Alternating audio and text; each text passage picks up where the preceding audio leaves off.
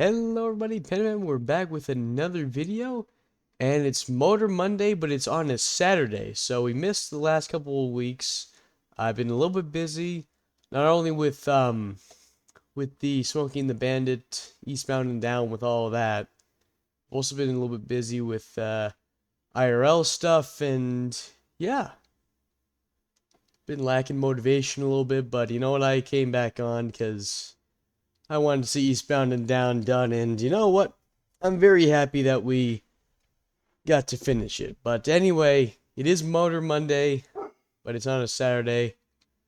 And yeah, these are the 1964 or 1963 Gabriel Blue Buck, and then the 1968 to 72 sorry, not Moonhawk, Barstow.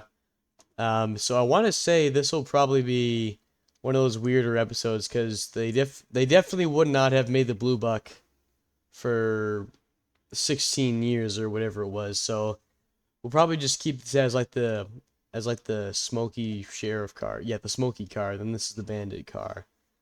They could have made actually this car into the 70s, like late 70s. This one probably wouldn't have lasted through the 70s. But yeah, anyway, this is a very nice two lineup. Nice two of these cars. Nice lineup. And we will pop the trunk without further ado. We will take a look at both of them, and we will take a peek at what the insides are. So this is actually, oh, and also I forgot to download BeamMP or upload BeamMP, so I'm gonna have to do that later. So we're now a crash dummy for now. But anyway, this is the 353 cubic inch V8. This is actually similar to the one we had on the 1950 or 1964, based off of the Ford Galaxy of that year. I think it was 390 what we had it at. That's at least what we based it off of. But this is the I think it's the 3.8 liter. No, hang on. No, this is the 5.7 liter V8 that Pontiac had. Also known as the 350. So yeah, it's got a 4-barrel carb. It's got the early filter on it just to reduce a little bit of horsepower. It has pretty much bare bones everything. The engine block is a billet, so it's I guess what like something I've noticed is that billets usually rev a lot higher, so they have lower horsepower at lower RPM, which I don't know, it kind of makes sense for what I'm doing. Or this could be the lightweight one, I don't quite remember. Um, but yeah, so this is a moderately fast car. We will get into the gear ratios a little bit later, but we will have to move on to the Bandit. Pop the trunk there. And then this is the, hang on, we'll have to check this out real quick actually. This is the 392 flight thrust. I think this is the first 392 on the channel, although I do wish that we had the 392 on the on the Blue Buck, because that would have helped a lot. But anyway, so let's see here. Yeah, it still has the billets. It doesn't really have much else besides the 4-barrel carburetor. Both these engines' horsepowers are and torque are very similar actually. The only difference I think is the displacement and then the late filter on this thing. Everything else is bare bones. It has the billet still. Yeah, they both have the 3-speed automatic because that's actually what they had in Smokey and the Bandit. It did sound like a manual car from what I've heard.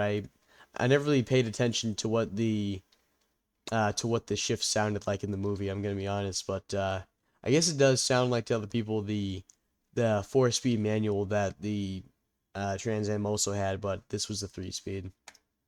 At least that's what they gave Burt Reynolds. But anyway, let's fire this thing up first. They both sound very similar. I think I put a new sound on this thing actually, so we'll have to see real quick what it is. But yeah, this new update has been very interesting to get the keybinds up for. So let's just put this up to 100. And without further ado,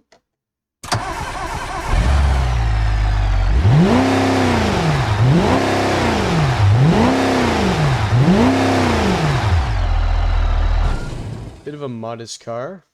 You know, it doesn't rev too high. It's actually it actually only gets its horsepower or peaked horsepower at 3,800 RPM, but it revs.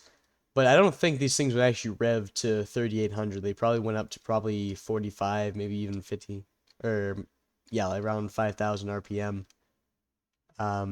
Yeah, this thing would also get its peak stuff at 4,000 RPM, though I do have a feeling that this thing could be stretched out a lot more than it lets on. Let's get this thing started up real quick.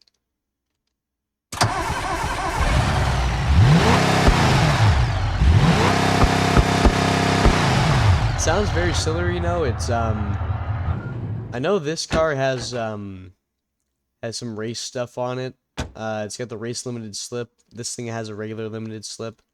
This car's actually geared a lot lower than this car, so, or numerically lower, by the way. So we'll take this thing out for a ride first, then we'll actually chase them. So, this thing was first on the channel.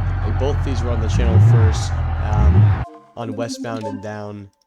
I might have sneak peeked them. No, I didn't sneak peek them, actually. That's before I really started to do sneak peeks.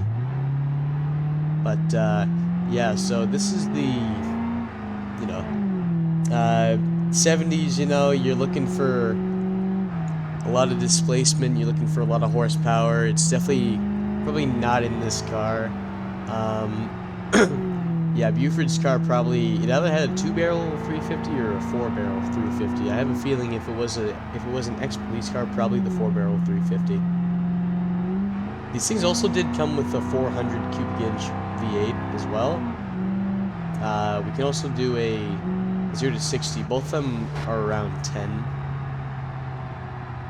seconds, but the Trans Am gets up to speed a lot better. And I got a new UI app. For some reason, the better performance timer or whatever it is was acting up, so I had to replace it with this thing. So I think both of these I think both of these are the Trans Am and the Smokey car. We'll just call them the Blue Buck and the Barstow. But yeah, yeah, this thing gets up to speed pretty good. The only issue is it just doesn't haul like a Dodge of the same year would, or a Ford of the same year. It just has a very low horsepower for how large the displacement is.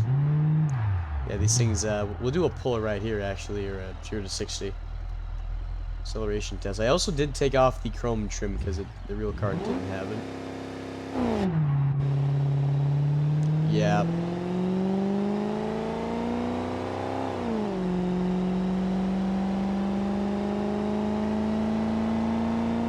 Yep. Alright, so that's almost 11 seconds. We might be able to make it go a little bit faster. I am curious how in this game the engine, both the wheels are not spinning at all when we're doing pulls, but in the movie, when they do like the acceleration, like when they step on the floor, they got it. So I don't know, kind of weird. We'll have to try that out actually real quick. Okay. So this thing might actually be a little bit underpowered. In real life, it was, I think, 170 horsepower and 280, or maybe it was 250 pounds of torque, or feet-pounds of torque. And it also went up to, I think, 120-ish. So I do have my doubts as to how high this car would actually rev. I've seen figures that go from 4,000 to 5,500, so I don't know. I'll have it all figured out one of these days, but I don't know. It just seems kind of weird. And there's not really that much of a figure to show, so I do have a feeling that this car maybe, because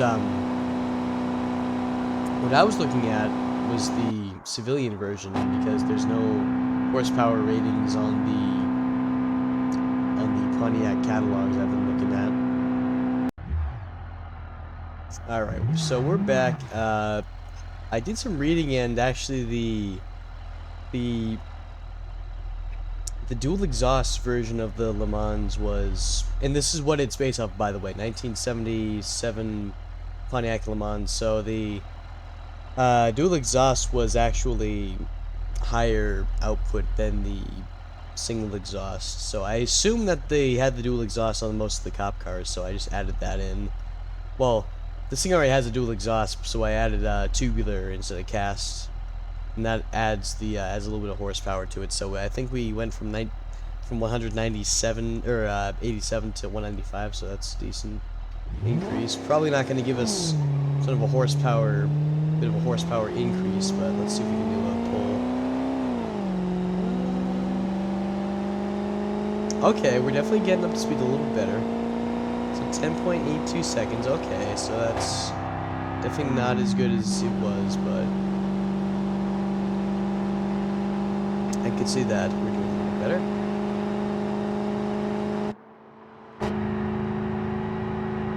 Alright, so let's actually take a peek at before it gets to nighttime, let's do a review on this thing, because actually, sorry, on the Barstow. So this is actually, I read that the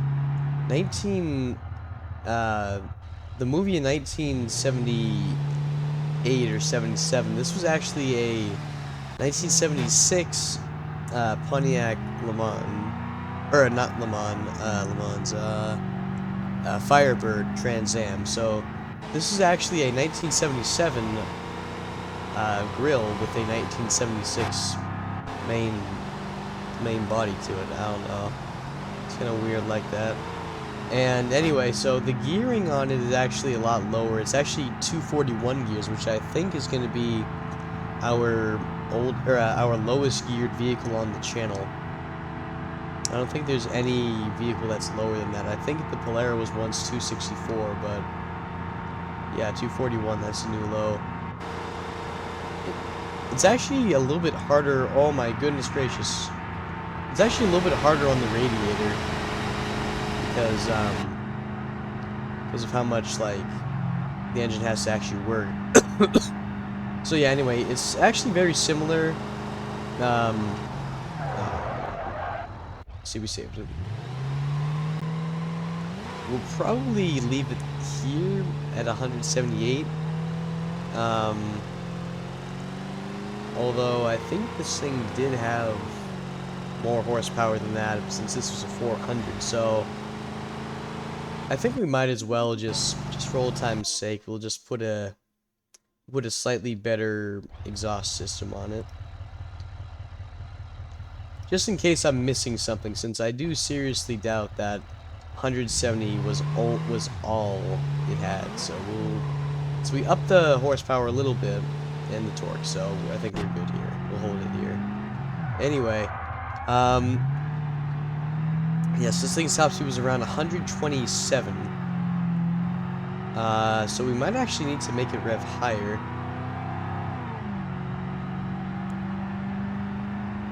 See, this is where the automobile catalog would actually come in very handy. Unfortunately, though, they made it so that way you have to pay to get into the detailed version of it. I don't know, I guess the ad revenue wasn't doing it for them. If they even get ad revenue, I assume they do. But yeah, so we're at 106. It usually goes a little bit faster. Like I said, I'm very skeptical of the performance of this car, but yeah, the 0 to 60 is, or 62 rather, is probably 10 seconds-ish, which is normal for Firebird Trans Am of this era.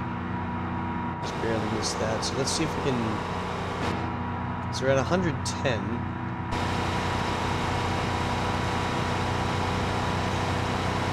very steadily climbing. 115. This is all it has, too.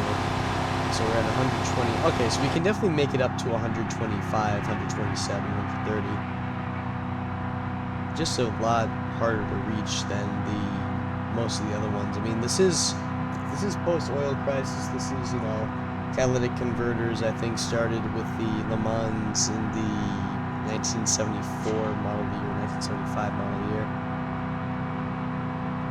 Yeah, so these things weren't exactly the highest revving things in the world. They weren't the highest performing things in the world. It's unfortunate, but they still put on a decent show. 117 is where we were holding. I'm sure we could get them up way higher, but we'll just back it down here. It's also geared very low too, so it's going to take us a lot longer than usual to reach that top speed.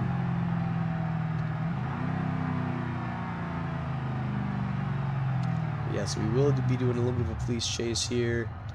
There's not really too much to say of the Pontiac, although I did hear that Burt Reynolds, actually the actor for the Bandit, was given a copy, or was given a model of this Trans Am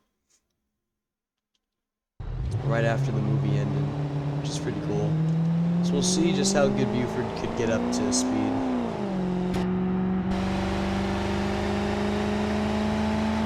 So there's 62. 11 seconds, wow.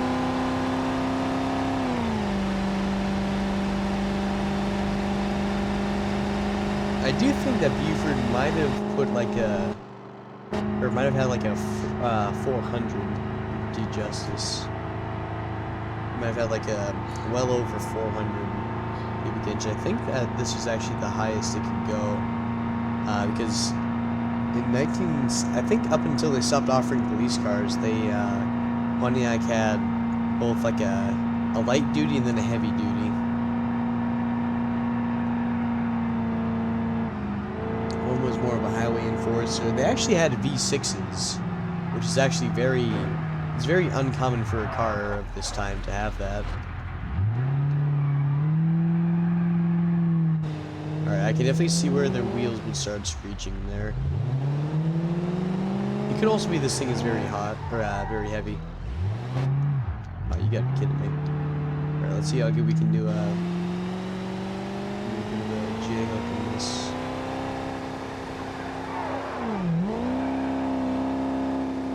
I think usually if you don't want to screw your transmission up, you gotta put it in neutral when it's going on, when it's turning around. Yeah, then you gotta put it in drive. Alright, so both cars are actually very similar in terms of performance.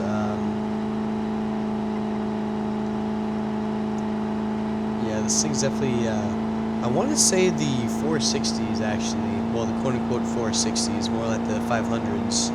Those are actually catching up very good to the Bandit, I remember. I actually had to boost the Bandit many times.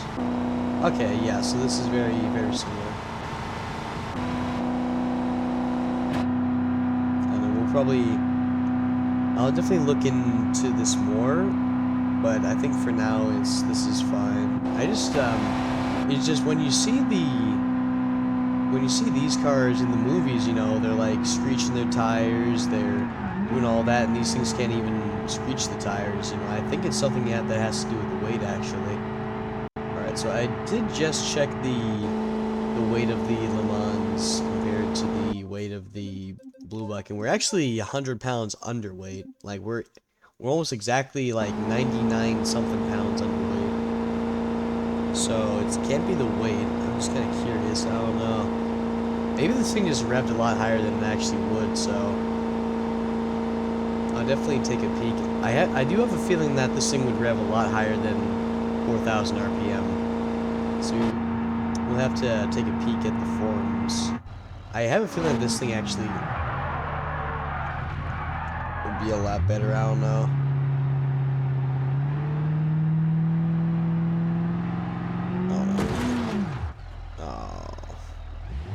You know what? Where to give me like B4T justice? We're not giving up. Are we bent in? I think we are bent in a little bit. Yeah, our turn signals are higher than they should be. Okay. Oh, man.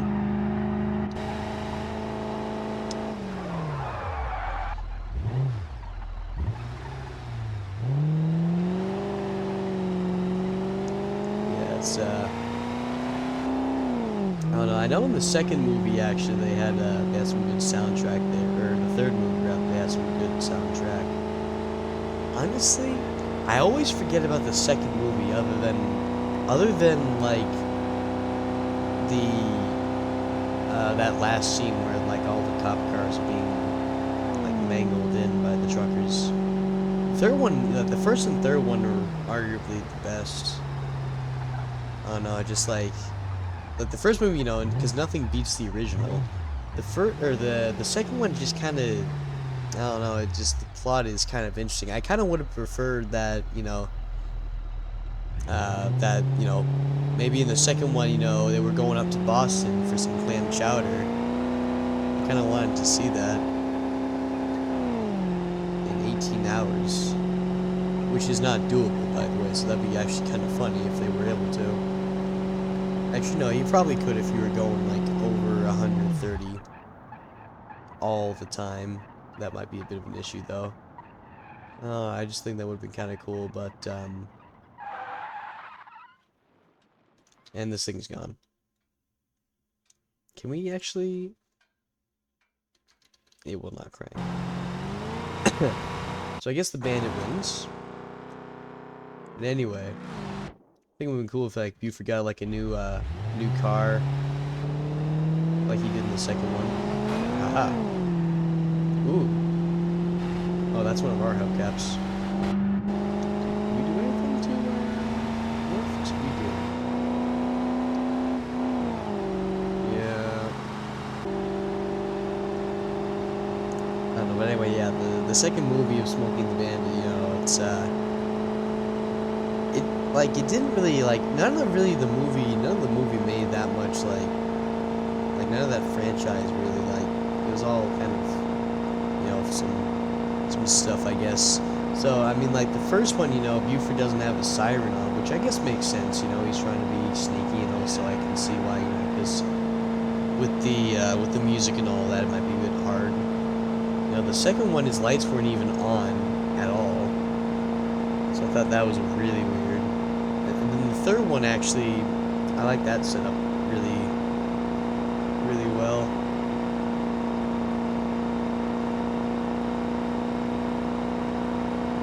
It's, I don't know. And, it's funny because I think almost every star came back for the third movie, but Sally Field and Burt Reynolds. But even then, Burt Reynolds was, in the back. Sorry, the end of the movie. So, I don't know. We'll have to do a 0 to 60 test on these cars. I do have a feeling, actually. So, I'm gonna look at the transmission, like what it's geared to go, because I'm sure these things could go a lot faster than they probably did. Like the net horsepower is probably a lot faster. Here's the gross horsepower. Like, if it reaches its peak horsepower, I don't know if that's its gross or its net horsepower. And anything over that, I don't know if it's its gross or net horsepower. Hey, let's just...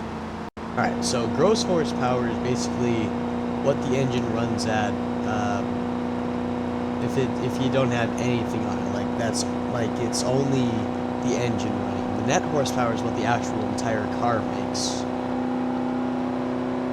Interesting, I guess, I don't know.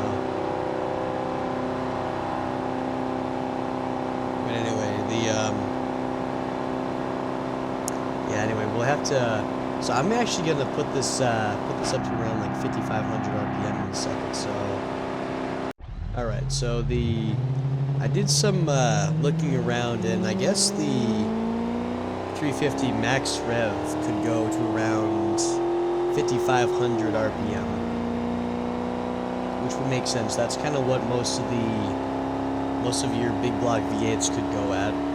Then this car could actually go closer to 5,800, so I put it to 5,800. I think it also said that you could go up to like 6,000 RPM, but I think I'm gonna keep it at 5,800 just for realism's sake. Because, you know, we usually keep these cars very, very high up with the revs, so I'll make sure that we're... Is this third gear? We're in first gear now. Actually, it's probably stalled out in third gear. Alright, so we'll do another pull.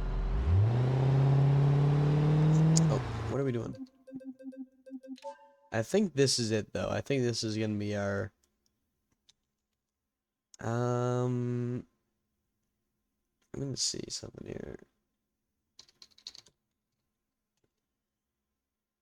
Alright, is this done crapping itself? Because if it is not, I do not want to use this. It's been kind of weird since the update. It also does this.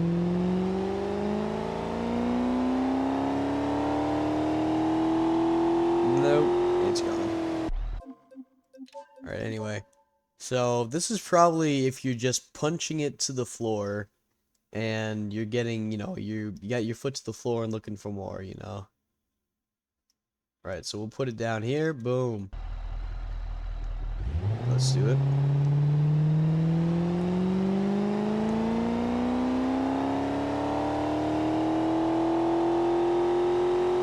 Okay, so that's actually closer to an accurate thing. Alright, let's see what this is.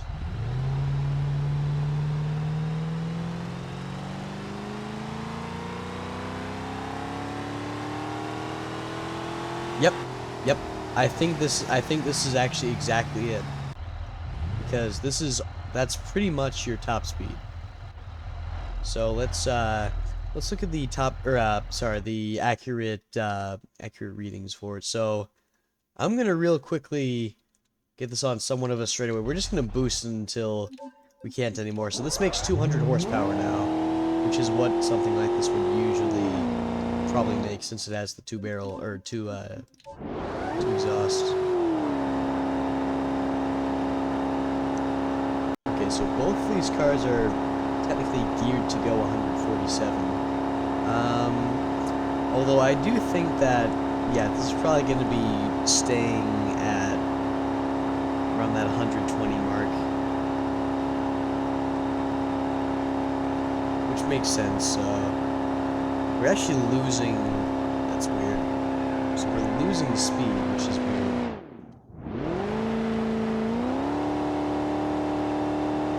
So we're in second right now. Just gotta keep climbing.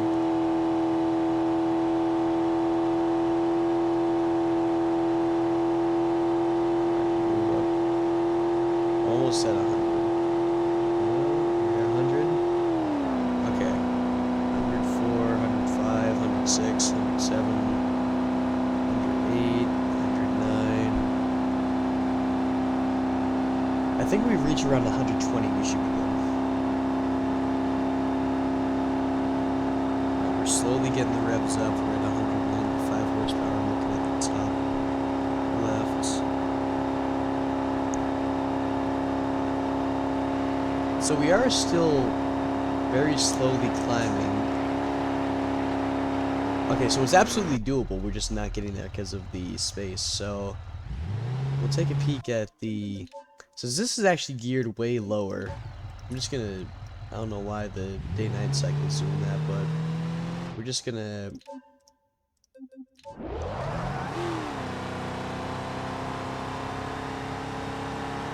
Take a peek, since this is actually...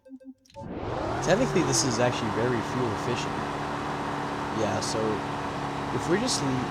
This would make sense, actually, because we're losing power, but we're still making some. Alright, once we get in this straightaway out, I'm gonna do a boost. Because the torque starts to drop off, so that would make sense that we're losing horsepower. This is also a really bad map to test the top speed on. Yeah, so we can technically go. So we can go around 180, but that's that's the engine revs talking. If the gear ratio is talking, we're probably going to be sticking out probably a good 147, 140. I do think that we are going to be reaching that probably even that 120 mark. Okay.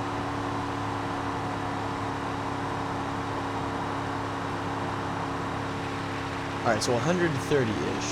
We'll just leave it at that, probably. Since both these have the exact same transmission, which is, they're the 3-speed turbo hydra, whatever it is. So yeah, I would say this is, pretty good, actually. So both these cars are actually very similar. This is actually a 400, and yeah, these are very, very similar. Like, this has slightly more horsepower, this has slightly more torque. Yeah, I mean, I hope everyone enjoyed this.